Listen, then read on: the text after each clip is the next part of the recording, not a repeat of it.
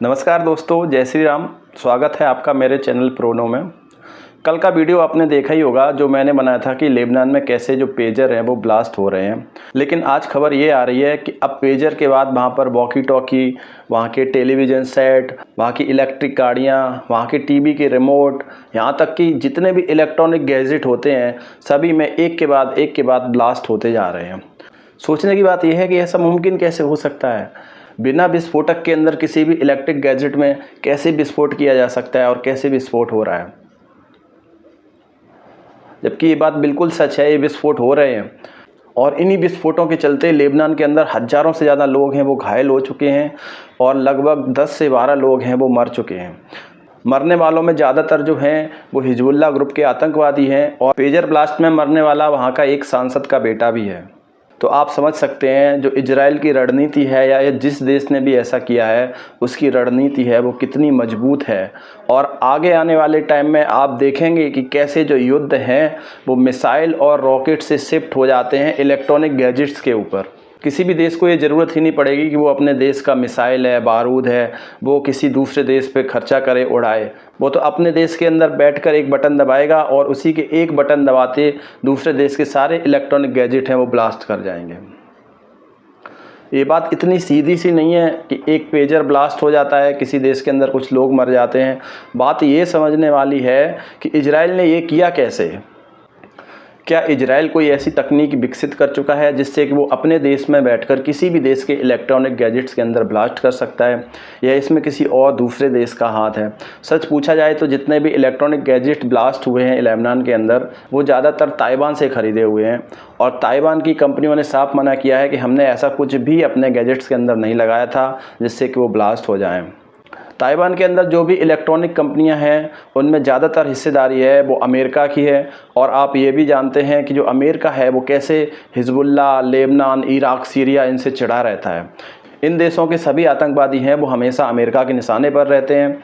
और लेबनान के अंदर जितने भी ब्लास्ट हुए हैं, चाहे वो वॉकी टॉकी हो, चाहे वो पेजर हो, चाहे वो इलेक्ट्रॉनिक कोई भी गैजेट हो, सभी लोगों ने ये बताया है कि वो गैजेट अभी हाल ही में ख़रीदे गए थे, जो रिसेंटली 5-6 महीने पहले ही ख़रीदे गए थे। तो ये बिल्कुल संभव है कि अमेरिका और इजराइल ने मिलकर उन गैजेट्स के अंदर कोई विस्फोटक रखा हो, जैसे ही उन विस्फोटक को हीट मिली तो वो ब्लास्ट कर गए। और हो सकता है कोई भी ऐसा मैसेज भेजा गया हो जिससे वो इलेक्ट्रॉनिक गैजेट्स हैं वो हीट हो गए हों, हीट होते ही वो विस्फोटक है वो ब्लास्ट कर गया हो। हिजबुल्लाह जैसे आतंकी संगठन के साथ जो भी हुआ वो बहुत अच्छा हुआ, चाहे वो किसी भी कंट्री ने किया हो, चाहे इजराइल ने किया हो, चाहे अमेरिका ने किया हो। आतंकवादी होते हैं वो किसी भी देश के लिए सुरक्षित नहीं होते हैं, चाहे इजराइल हो, चाहे भारत हो। आतंकवादियों को तो किसी भी हालत में और किसी भी दशा में उनको तो मारना ही चाहिए। इजराइल और अमेरिका के ऊपर शक की सुई इस वजह से जा रही है क्योंकि जितने भी पेजर ब्लास्ट हुए हैं वो रिसेंटली ही ख़रीदे गए थे, जो 5 से 6 महीने के भीतर ख़रीदे गए थे। और जो भी लोग घायल हुए हैं उनका संबंध कहीं ना कहीं हिजबुल्लाह से ज़रूर था। तो इस बात की बिल्कुल संभावना है कि हो सकता है इजराइल और अमेरिका ने मिलकर ये किया हो, क्योंकि जो भी कंपनियां हैं ताइवान के अंदर जो इलेक्ट्रॉनिक गैजेट बनाती हैं उनमें ज़्यादातर हिस्सेदारी है वो अमेरिका की है, अमेरिका की कंपनियों की है। तो ऐसा बिल्कुल पॉसिबल है। अब बात करते हैं ऐसी टेक्नोलॉजी आने से भारत के ऊपर कितना खतरा है। तो आप ये समझिए भारत के अंदर करोड़ों की संख्या में ऐसे इलेक्ट्रॉनिक गैजेट यूज होते हैं जो कि चाइनीज़ कंपनियां बनाती हैं या ताइवान की कंपनियां बनाती हैं। वो कंपनियां होती हैं वो कम दामों में, सस्ते दामों में बड़े बड़े ऑफ़र निकाल कर भारत में कस्टमर्स को अपने तरफ खींचती हैं और अपने इलेक्ट्रॉनिक गैजेट बेचती हैं। तो ये भी आप समझ सकते हैं कि वो ऐसा क्यों कर रही हैं, क्यों अपना प्रोडक्ट है वो सस्ते में बेच रही हैं। तो हो सकता है उनकी भी ऐसी कोई सोची समझी चाल हो कि पहले भारत के अंदर ज़्यादा से ज़्यादा अपने गैजेट्स बेचो और जब ज़रूरत पड़े तब बटन दबा दो। लेकिन मुझे नहीं लगता है कि चाइना जैसी कंपनी भारत के अंदर कोई इलेक्ट्रॉनिक गैजेट्स में ब्लास्ट करेगी। ऐसा करने से उन्हें कोई प्रॉफिट भी नहीं होगा। वो तो केवल अपने देश की खुफिया जानकारी निकालेंगे। भारत के अंदर जितने भी लोग हैं वो चाइनीज़ फ़ोन यूज़ कर रहे हैं उनसे वो केवल जानकारी निकालेंगे और अपने देश की वो जानकारी जब वो चाइना पहुंच जाएगी तो वो कहीं मोबाइल फटने से ज़्यादा खतरनाक होगी। भारत के लोगों को इंजर्ड करने में चाइना का कोई भी फ़ायदा होगा नहीं। इसलिए वो यही चाहेगा कि ज़्यादा से ज़्यादा इन्फॉर्मेशन है वो भारत की वो खुद ले सके। आप ये भी देखेंगे भारत के जितने भी बड़े शहर हैं उसमें एक आर्मी कैंट होता है जिसमें जो भी आर्मी वाले होते हैं वो सब एक जगह रहते हैं। ऐसा नहीं है कि वो नॉर्मल इंसानों की तरह कहीं इधर रह रहे हैं, कहीं शहर के बीच में रह रहे हैं, कहीं दूसरी जगह रह रहे हैं, नहीं। जो आर्मी के लोग होते हैं वो एक ही जगह रहते हैं, जिसको आर्मी छावनी या आर्मी कैंट बोला जाता है। तो आप ये समझिए जो चाइनीज़ कंपनियां हैं वो अपने 2 स्टोर, एक स्टोर उन आर्मी छावनी के पास क्यों नहीं लगा सकते हैं? बिल्कुल लगा सकते हैं। ऐसी बहुत जगह हैं जहां पर आर्मी कैंट के पास, आर्मी कैंट के आसपास चाइनीज़ कंपनियों के स्टोर हैं और वो अपने अपने ऑफ़र लाते हैं, अच्छे अच्छे ऑफ़र लाते हैं, जिसमें कि भारत के फौजी और भारत के नागरिक वो ज़रूर उन लुभावने ऑफ़र के प्रति आकर्षित होंगे। जब भारत के फौजी के हाथ में एक बार चाइना का बना हुआ डिवाइस पहुंच जाएगा तो नॉर्मल सी बात है वो उस पर बात भी करेगा।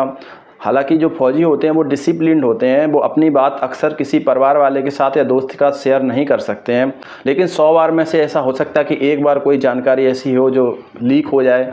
तो जो देश की सुरक्षा है उसके लिए सबसे बड़ी समस्या हो सकती है। जो चाइनीज़ गैजेट हैं या चाइनीज़ फ़ोन है वो भारत के अंदर नहीं होने चाहिए। ऐसा चाइना पहले से करता आ रहा है, आज से नहीं लगभग 20 साल से भारत के अंदर चाइना के फ़ोनों की भरमार पड़ी हुई है। तरह तरह की कंपनियां आती हैं, लगभग जितने लोग नहीं होंगे चाइना के अंदर उतनी फ़ोन बनाने वाली कंपनियां हैं। वो कंपनियां इतने सस्ते दामों में भारत के अंदर अपने फ़ोन बेचती हैं और भारत के लोग उन्हें ख़रीदते हैं और ये कंपनियां इसी का फ़ायदा उठाती हैं। चाइना की सारी कंपनियां ये दावा करती हैं कि उनके जो फ़ोन है वो एंड टू एंड इनक्रिप्टेड होते हैं, यानी कि कोई भी उन फ़ोन से बात करेगा तो कंपनी को पता नहीं चलेगा, यानी कोई भी कंपनी डेटा नहीं चुरा रही है। लेकिन ये बिल्कुल बात गलत है। ये 100% सत्य है कि चाइना की कंपनियां भारत का डेटा चुराती हैं और हो सकता है कि 10,000 5,000 में से कोई बात एक ऐसी हो जो देश के लिए ख़तरनाक हो और वो चाइना तक पहुँच जाए। भगवान ना करे भारत और चाइना का कभी युद्ध हो, लेकिन अगर कभी ऐसी कंडीशन आती है कि भारत और चीन आमने सामने होते हैं तो ऐसी जानकारी होगी वो भारत को ज़रूर ही बैकफुट पर लाकर खड़ी कर देगी, जिससे चाइना को बहुत ही फ़ायदा होगा। तो दोस्तों आप इस बात का ज़रूर ध्यान रखिए कि भले ही 1,000 2,000 रुपये ज़्यादा लग जाएं, लेकिन आप ऐसे फ़ोन खरीदिए, आप ऐसी चीज़ें खरीदिए जो चीन में ना बनती हों, वो भारत में बनती हों।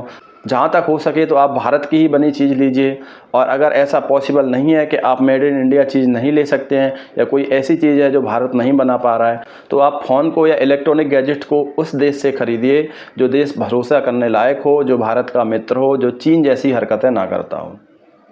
तो दोस्तों मेरा वीडियो आपको पसंद आया हो तो वीडियो को लाइक और चैनल को सब्सक्राइब ज़रूर करें। धन्यवाद।